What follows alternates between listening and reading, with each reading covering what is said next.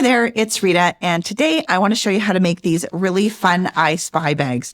These are awesome for when you want to give them to kids, just a tactile thing. They're so fun. Kids love them. Adults love them. And these are super fun to make, super easy to make, and I'm going to show you how to do that today. So first of all, what we're going to need is you're going to need fabric. So I've got this non-directional fabric here. You can choose directional fabric if you like. Just be a little bit wary of when you do some cutting for the front of the bag. Then you're going to need the trinkets. You need all the trinkets inside. And this is my big bag. I have collected these over the years. I've raided my house. I have gone to the dollar store. Every time I go to the dollar store, I see something that I think was small that'll be fun to put in an I Spy bag. I grab it and then I just throw it in the bag. So this bag is probably about 2 years old. And then finally, what you're going to need is some of this vinyl. And you just get this from the fabric store and it has a paper backing on it. They come in different weights and I just buy the lightest weight. You don't need the heavy weight. The lightest weight is actually easier to sew with. So that's just what I get. And you're just going to need like a 3.5 inch square. So honestly, you do not need a lot. You can just probably get like the minimum cut. Okay. These are one of my favorite things to make for craft fairs. Kids and adults love looking for the hidden items inside. And parents love them because it gets the kids off the electronics and engaged in something tactile. They are perfect for taking to restaurants or events where you need kids to be quieter and stay seated, but they can also interact with you and not ignore you like they do when they're focused on their electronics. We all know that glazed glare that the kids give us when they're on their electronics or how they ignore you. So we don't want that. Give them something like this. So you can either make these with or without the items listed inside. And when I say that, I mean this right here. This is how I list them inside. This is an extra step that I do. I'll talk about it later. Personally, I like to put this on here because then I can find it makes more interesting for the child when they have a specific task to look for. For instance, on here, I always put 20 items in here and you can say, okay, look for number 4. And then they have to search in here and move the rice around or the contents, whatever you decide to put in here to find what item 4 is.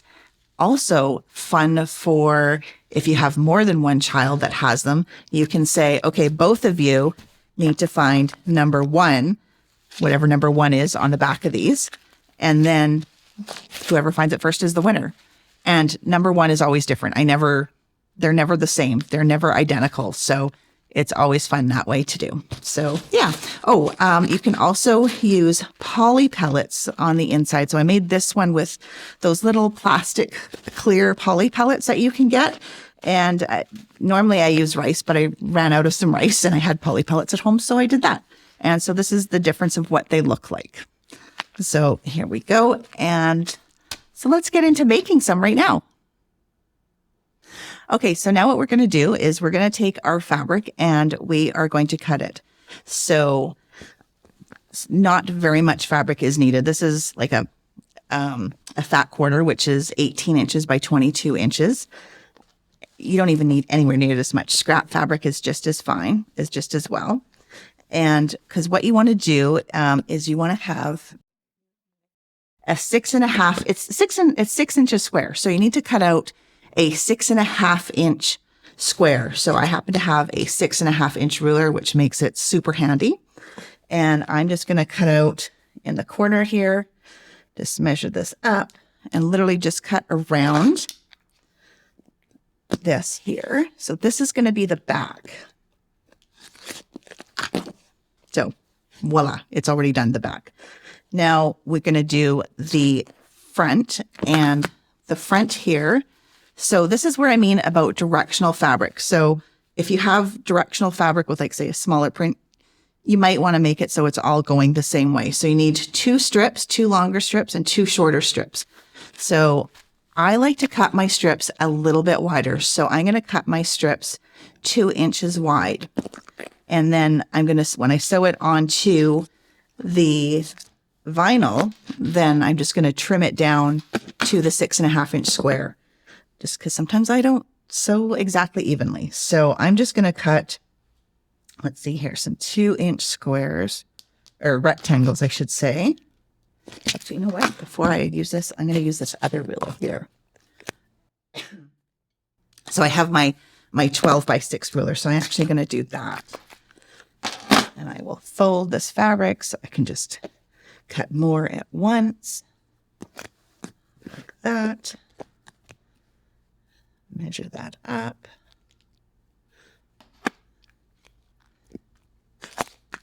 And I'm just going to cut one more strap. Okay. So, and then I'm going to need to cut my vinyl. So I'm just going to roughly cut this, and then I will trim it because this is such a big piece. So I am just going to just do it like this. And I know the paper backing is on here because vinyl is clear, right? And sometimes it's hard to see. So that's why they have the paper backing on here. And so I'm just going to keep it on there. And I'm going to cut out, let's move this over here. Getting a little messy. Okay, so let's see here. So I am going to cut it out 3.5 inch square. So I'm just going to go like this. And of course, you can do this more neatly at home if you have your mat out in a bigger workspace. Just use the whole length and use your ruler to cut out a 3.5 inch strip and then just subcut it into 3.5 inch squares. But for this purpose, I am just going to do it this way here. So line this up. Actually, you know what? Now I'm going to take this paper off because now I can't. Okay, so if you can see on my mat here, you can kind of see it. So I've got it lined up here and I've got it lined up here. So now through my ruler, I don't know if you're going to be able to see this on the camera, but I can just barely see it through here. I am going to cut a 3.5 inch square. There we go. Just like that. And like that. And whoops, sticks to my fingers. So here is your square. Let's see, Hannah, do you see it better through here? So this is the vinyl square. That's going to be the window. That's the window of this right here. So what you're going to do now, and I've done pretty much all my cutting. I don't really need this here right now. I am going to take one of these strips and I'm going to place, let's see here. I'm going to put this right side up and I'm going to place the edge of the vinyl against the edge of the vinyl here against the edge of the fabric. I'm going to put the vinyl down against the feed dogs because the feed dogs are going to help move that vinyl along. So that's what I'm going to do right here. All we want to do is stitch it down. Just because the vinyl is clear, just make sure that you haven't lost it along here on your stitching line. Okay, and where's my bossy? I almost did lose it. I'm just going to show you here. So right here is my vinyl piece. It's right along this 5 line right here. So I'm going to hold that in place. Put this right on top. And just hold it with my stiletto. Oh, come on. This is seriously the what am I trying to say? Finickiest. Is that a word? Part of the whole process. And you're just going to stitch along there. Right to the end.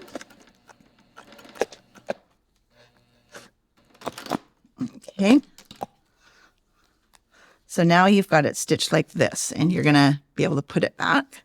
Just going to trim off these threads here. And this is kind of where I eyeball it. I don't really, measure too much. I just kind of cut it. I just sort of cut it along here this way, like that. And like that. And then I'm going to take my iron and super carefully, I am not going to touch the vinyl at all. I'm just going to like pull I have my iron resting on here, and I'm going to pull the vinyl just at the very tip there. I don't know if you saw that, but just at the very tip right here, I'm pulling this and I'm just bringing the iron right to the very edge here because I don't want to touch the vinyl, but I do want to sort of press it back a little bit. And then I'm going to do, you know what, this is the longer piece, so I'm going to do the other extra long piece. And I'm going to do the same thing. I'm going to do right sides together. Let's do this way here. And you know what, I don't have one, but you know what would be good is actually, I just thought of this, is one of those little wonder clips. You can stick a little clip on here to make sure. You never want to stick a pin in vinyl because it will not heal again. It won't close up again because vinyl, it'll just stay pierced. So once you sew vinyl, that's it. There's going to be a hole in there. So let's see here. Do this right against the edge. And this one went better.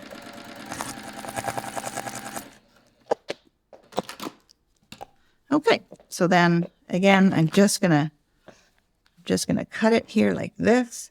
Oh, yeah, those are my fabric scissors. And then I will iron it once more.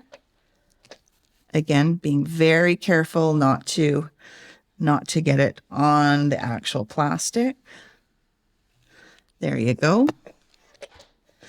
Okay, so now we just have these strips here, and these ones are long enough to fit there. So this is what I mean by directional. So you want to make sure that maybe when you have it here that it's all going the same way.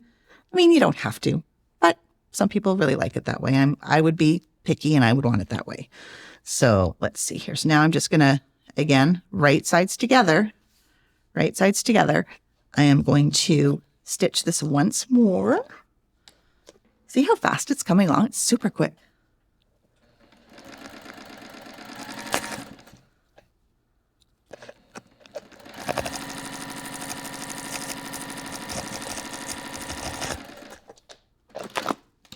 Okay, and we'll trim this off like that.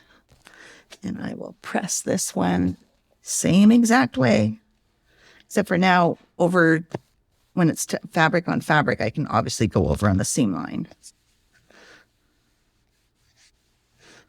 There we go. And one more last one to do.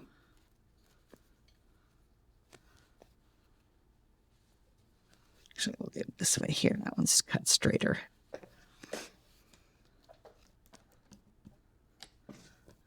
Okay.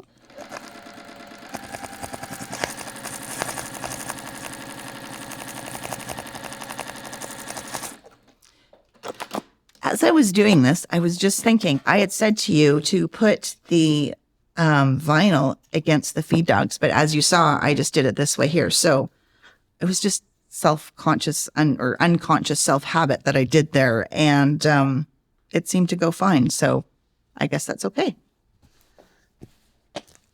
Sometimes you just do things automatically and you just don't even really pay attention. And then all of a sudden it works.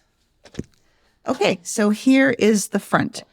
If you want, and you don't have to, I don't do this, but if you want, you could edge stitch this out here along the top. I don't do that. As you can see on these ones, I haven't done that, and they came out just fine. So now this is a little bit bigger than this square. So what I'm going to do is I am now going to cut this down to the 6.5 inch square. So let me just get, oops, my cutting mat here again, and my 6.5 inch ruler. And it looks actually pretty good. It doesn't look too bad. So, but there's still some messy edges. So I'm just going to clean those up and make those all even. I love my rotary mat. I love my rotary mat that turns, let me tell you. Okay, so as you can see, didn't need very much at all. And we'll put this back here. Okay, so now we are going to put these right sides out. First of all, what I should say is these little things that I write on the back, I should get into a little more detail about those. So I use printer fabric, and this is the printer fabric that I personally use. It's something like this, and it is just a sheet of paper. You can buy this at your local fabric store. It is a sew-on piece, so it's a special kind of fabric. I'm not sure exactly, cotton of some sort. And then it has a paper backing on it, so it can feed through your printer. And what I just do is I open up a Word document on my computer, and I make these little rectangles, and I figure out what I'm going to put in each bag. So I have bags like this, little bags, and because I make them like so many at a time, I usually make like 18, 20 at a time. I will just start putting stuff in a bag, make sure I have 20 different items. And then I'll go on my printer and I will be like, okay, what have I got in here? I've got a penny. I've got a blue starfish. I've got a paper clip. I've got a pink pom-pom, a ladybug, orange clothespin, things like that. And I will list those down, and I will do that. And then I will print those all out, and then I will take it off the paper backing. And at this point in making this is when I would put it on the back. If I'm not going to do that, just skip that step entirely. You can do that as well. And then you would just keep going. But I have some here. So this is, if I have one like that, then I will put it in the bag so I know it matches with this one. And I'm going to do that right now. So then I will take this out. This list has 20 items in it. All of these 20 items are in here. So I'm going to take this on the back, just eyeball the center of it, and I'm just going to stitch around it. If you have a little business and you're selling these and you have little tags, you could stick a little tag like right in between here, right in between. And that would be, advertising for your business as well. So that would be good.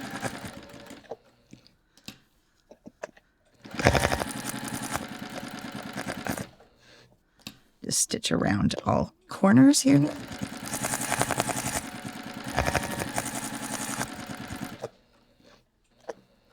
Oops, one more.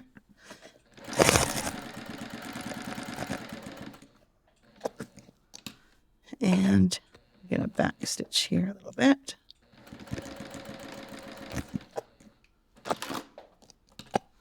Okay, and I'm just going to cut this little thread off here. And so then, you would just have it like this. So then I'm going to take these two together now, and I am going to sew around all four sides.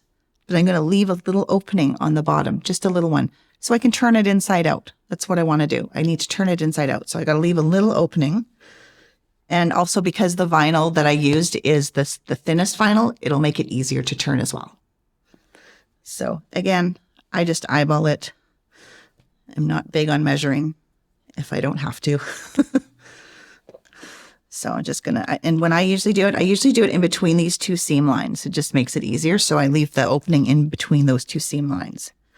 And always back stitch at your opening and closing, because you're stressing that point when you turn it inside out, and you don't want to rip it. So, or have it come undone. So I'm just going to back stitch a bit here. I also like to back stitch at my corners a little bit as well. And I like to do that because, again, it's another sort of stress point when you turn it inside out and you're sort of poking the corners out. It's a bit of a stress point as well. So I like to back stitch at those corners.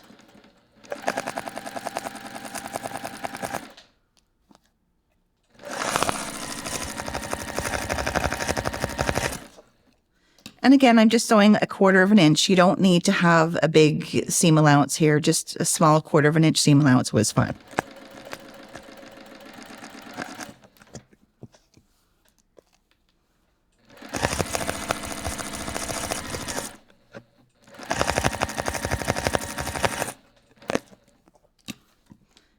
And coming down here.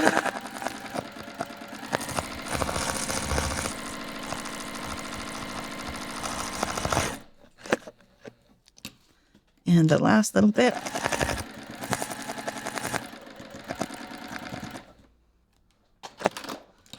Okay, so now what I've done is I have stitched all the way around this here. And now I need to trim the corners because I'm going to trim them so they turn out nice and sharp and crisp. I always want crisp corners if you can get them. So this one here. Okay. I'm not throwing it on the floor. There's a garbage there. Okay. I'm just going to turn it inside out. And it goes super quick and easy. So get it turned out most of the way with your fingers. And then you can find a stiletto, or I just use my tweezers sometimes. Just get those corners out a little bit there. And here. Oops. And here. So like that. Now it looks like that. See? We're almost done. We're almost done, folks. So I'm just going to give it a quick little press. And what I'm going to do is the opening that I left, I'm going to press in. Whoops. I'm going to press in the seam allowance just a little bit, and that's going to make it easier for me to stitch closed. So I don't know if you can see it here, but I'm going to just like that. So just like that, I'm going to leave it open or fold it over, and I'm going to just squeeze it and press it. And then it will make it easier for me to stitch closed. Now, what you're going to do is you need 1.5 cups of rice, or 1.5 cups of poly pellets, or whatever it is that you want to put in there. So I have my rice here. And, oh, but you know what? You might be saying, how am I not going to spill all this rice in here? And I did try a funnel, like one of those kitchen funnels. I just found it was too small, like the holes and unless you have a bigger one. I didn't have a bigger one. So I'm going to make one, and I'm going to show you actually how to make one because it's actually really easy. I'll just actually do that quickly now. And so you just get a regular piece of paper, and you want to, like if you were to fold it into a square like that, but you would just literally roll it, and you just keep rolling it. So roll it like that, and then just sort of release, hold it at one end so it stays tighter, and try to make it bigger with the other end, just like that. It doesn't need to be anything fancy. And then you can just tape it. So get to my fancy tape here. So just tape the end. And then what I do is I take my paper scissors. Don't take your fabric scissors. And I just snip off the end, and see how big that is? That will let that rice get in there really quick.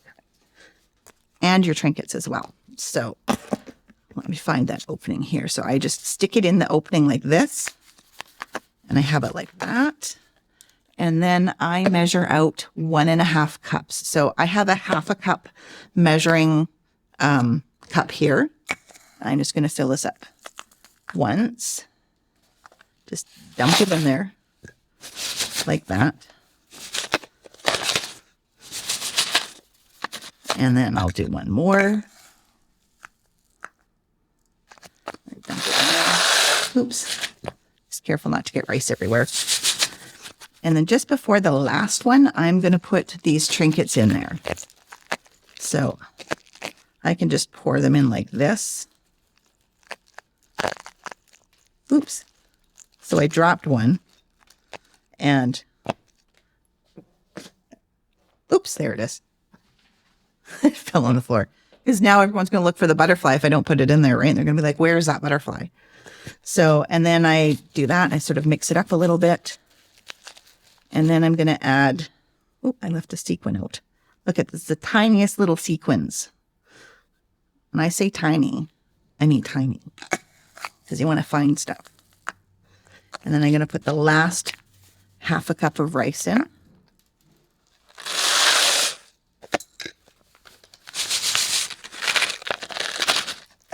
I'm making a mess here.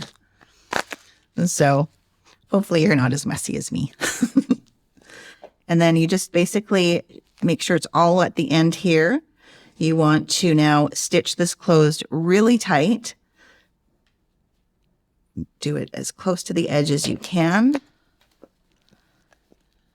Oops. So use a small stitch. Oops, this is hanging off because there we go.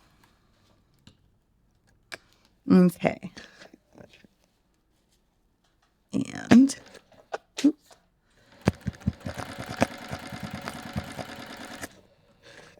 You want to be careful. You don't want to hit any rice because you could break a needle.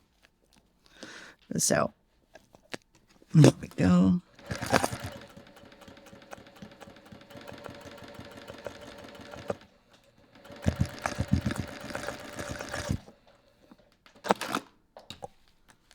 Okay, and I'm just going to trim this off here.